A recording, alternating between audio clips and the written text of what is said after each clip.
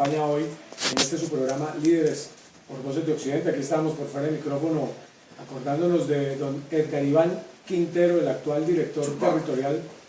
Edgar Iván Quintero Zuluaga, como el candidato.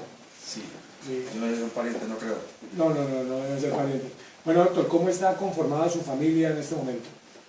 Carmen Elena Anacona Ortiz, abogada, egresada de la Universidad Libre de Cali, Sí. y con una especialización en Derecho Administrativo de esa misma universidad. Actualmente se desempeña como auditora en la Contraloría Municipal de Cali. Qué bueno. Bueno, los muchachos, Joaquín Borges, abogado de la Universidad Libre, y Francisco Javier Borges Anacona, egresado de la Universidad de San Buenaventura, de la Administración de Empresas. Están los tres viviendo en Cali. Yo viajo una vez a la semana 2 días, estoy con ellos en Cali y regreso a Buga. La residencia nuestra permanente es en Buga. En Buga. Ellos todos tres son bugueños, Carmen es bugueña y los 2 muchachos también son nacidos aquí en Buga. ¿Y cómo llega usted a Buga, estando en Cali, sus padres de Ya familia? te digo, ya tengo aquí unos parientes en Buga, ¿no? Ya te decía del periplo nuestro, De que viene de 1718. don Francisco Borges de Aguilar, Sí. ¿no? Y cuando yo me gradué, había unos problemas, había digamos una época de transición en el Sistema Nacional de Salud Pública Ya. en cuanto al manejo de los hospitales. Estaban Cuando se tratando de graduó como conformar las ingeniero redes, sí, correcto, las redes de salud pública. Y en esa época se tomó la decisión de, no de reformar, sino de construir un hospital nuevo en la ciudad. Estaba de gobernador del Valle mi muy querido amigo, que en paz descanse, el doctor Raúl Orejuela Bueno. Sí. El doctor Raúl Orejuela Bueno era muy cercano al doctor Camilo Arturo Racines Campo, director durante muchos años, muy amigo mío, a quien quise y quiero infinitamente. El doctor Racines Campo fue mi jefe durante 6 años, era el director del Hospital San José. En Buga. En Buga. Entonces se tomó la decisión, cuando Marino Rengifo era gobernador, inicialmente ha pensado en hacer una remodelación del hospital antiguo. Tú sabes que fue puesto en funcionamiento por ahí en 1903-4, si no me falla. Y ya, pero luego se dijo, no pueden hacer la remodelación, sino hacer un hospital nuevo. Entonces, solamente quedó el arco. se ha tomado la decisión, solamente quedó como la parte antigua, únicamente el arco de entrada. Entonces se tomó la decisión de nombrar los profesionales en administración o ingeniería industrial que vinieran a colaborar con los administradores de los hospitales para darle un impulso, digamos, nueva sangre, frescos conocimientos en el tema de la administración en general. Y coincidimos pues en que estábamos con el Hospital San José y la construcción del hospital. O sea, Entonces, ahí fue donde usted exacto. Entonces, se desvió. el doctor Raúl Orejuela, exactamente, el doctor Raúl Orejuela, que era muy amigo del doctor Racines Campo, muy amigos, fueron muy amigos, me dijo, vaya usted para Buga, vaya a ayudarle al doctor Camilo Racines. Efectivamente, yo tenía unos parientes aquí, y entonces estuve hablando con el doctor Camilo Racines, y me dijo, bueno, vamos a ponerte en prueba 2 meses, a ver cómo te va. Un muchacho de qué? De 24 años. 24 años.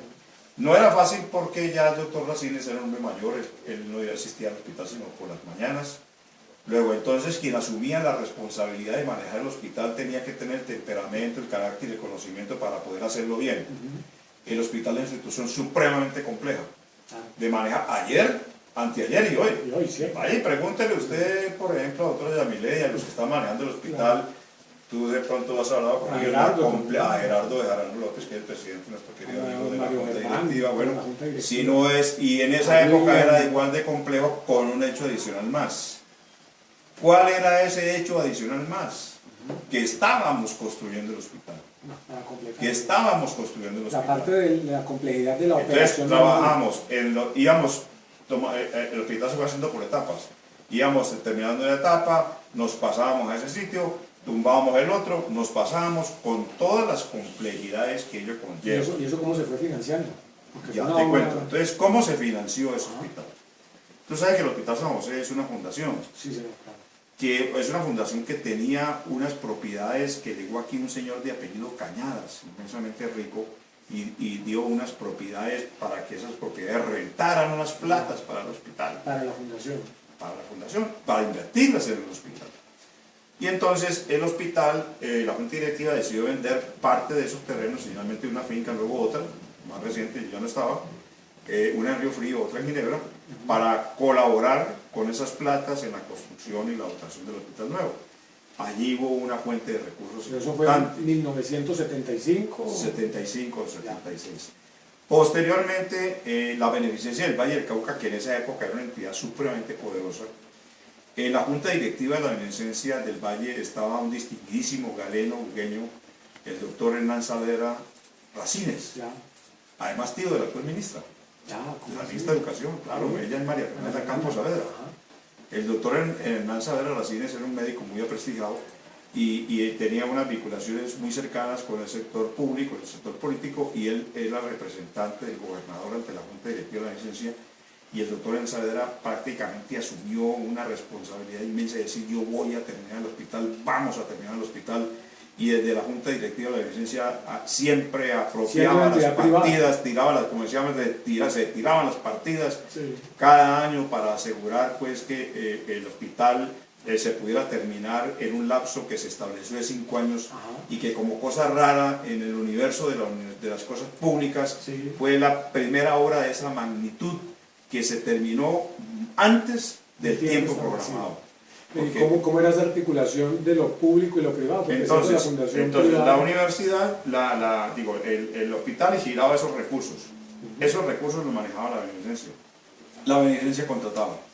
Y posteriormente, cuando el doctor Alfonso López Miquelsen llega a la presidencia de la República, en el 74, nombra a su gran amigo, el doctor Raúl Orejuela Bueno, médico palmirano, que después era el gobernador del departamento, lo nombra como ministro de Salud.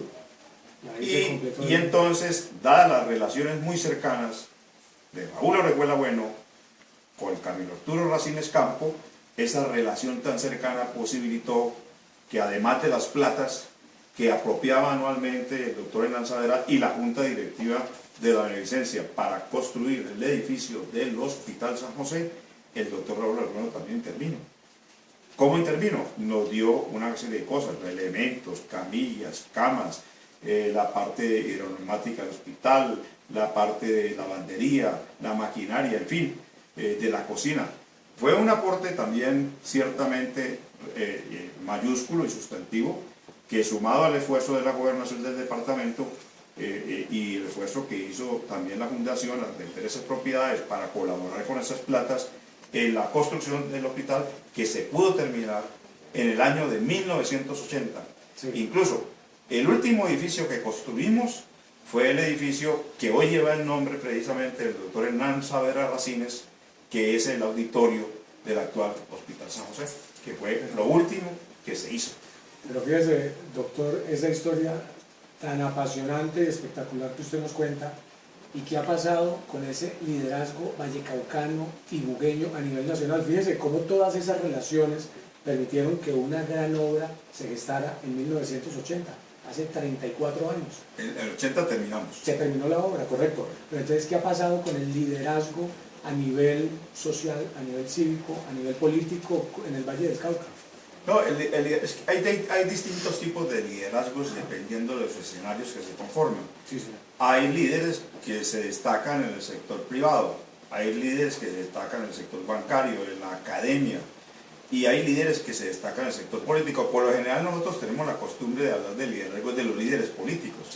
Pero aún así, si hablamos de los líderes políticos, podríamos decir, por ejemplo, en el caso de Buga, si usted vio en estos últimos tramos de la gobernación, de la presidencia, perdón, del doctor Santos, doctor Federico, ahí tiene usted, por ejemplo, que prácticamente la representación vallecaucana en el alto gobierno nacional era de hijos de la ciudad, empezando por don Angelino Garzón, nuestro querido amigo. Entonces la pregunta es, ¿qué ha pasado que ese liderazgo bugueño y vallecaucano, por qué no se ha visto reflejado en obras como esa gran obra del hospital? No, sí las hay. Por ejemplo, yo tengo entendido que una obra en la cual la actual administración del licenciado Johannes Suárez ha invertido tiempo, recursos, dedicación, que es la construcción de una de las ciudadelas de que él ha venido conversando y lo planteó en su programa de gobierno, ya está supremamente adelantada. Yo tuve la oportunidad de ir hace un tiempo, no he vuelto, pero me dicen las personas que están vinculadas con el tema, pues que con el colegio académico, que prácticamente antes de que termine el gobierno del presidente Santos, que seguramente va a ser reelegido, ¿no? Entonces va a ir la doctora María Fernanda pues a entregar... Que también la van a reelegir, pues. Pues yo no sé si la realidad, pero a Santos yo creo que sí. Bueno, doctor, entonces el asunto es ahora, y no solamente ese colegio académico que está haciendo el licenciado, está el ITA también es otra ciudadela, sí, claro. Y hay una rural también. Sí, seguramente se van haciendo poco a poco porque es que tampoco es fácil conseguir los recursos. Ya. Cuando uno entra... Pero fíjense, usted la historia que nos contó con todo ese manejo de relaciones, así cómo se articulaban, claro, de una forma... Igual es que el éxito, que doctor Freddy, el éxito de cualquier administrador es relacionarse y tender a abrir espacios para que la gente participe, y más en el sector público. De acuerdo. Porque usted no solamente puede pretender que dice yo voy a hacer una buena administración en la alcaldía, o voy a hacer una buena administración en la gobernación, o en el caso del presidente de la República solamente con el sector público. No, señor. El sector público es solamente un apoyo para el sector privado. Y nosotros desde el sector público lo tenemos que brindar las herramientas y los espacios necesarios para que el sector privado crezca. Así es. ¿Entiende? Porque entonces en la medida en que el sector privado crece, mejora la economía, mejora los impuestos, se genera empleo bueno, duradero, estable, etcétera, etcétera. Y eso es lo que tenemos que hacer. ¿Ves? Así es, esa conjunción, esa articulación, sinergia, esa sinergia entre el sector privado y el sector público. Lo que pasa es que desafortunadamente muchas veces, por circunstancias que no vienen al caso de analizar, nos distanciamos entre el sector público, el sector político y el sector privado, y eso es mortal para los municipios, para las entidades territoriales, para la nación. Por el contrario, lo que hay que hacer es esa sinergia que tú hablas, positiva, ese urdimbre de trabajo entre el sector público y el sector privado para que las cosas funcionen y el país pueda progresar y el país pueda salir adelante. Bueno, qué bien, doctor. Ahora vamos con el siguiente corte musical que Gerardo ya nos está haciendo la señal, doctor. ¿Cuál es la canción que sigue? Hay un compositor santanderiano. Ajá, Luisa Calvo, que ese es el nombre del auditorio de la Universidad Industrial de Santander. Auditorio Luisa Calvo. Exacto, Luis Antonio. Luis Antonio. Con una vida muy particular. Tú sabes que él tiene Hansen, la enfermedad de Hansen, ¿no? Y la lepra. Hombre, claro que sí. Entonces lo internaron en San Juan de Dios, sí. Allá murió, en Dinamarca. Este es un compositor muy bueno y tiene una música bellísima. Y a mí me gusta mucho la música de él, sobre todo el intermeso número 1. Intermeso número 1, que es la canción que viene a continuación. Listo, Gerardo. Oigámoslo para que vean si estoy equivocado o no.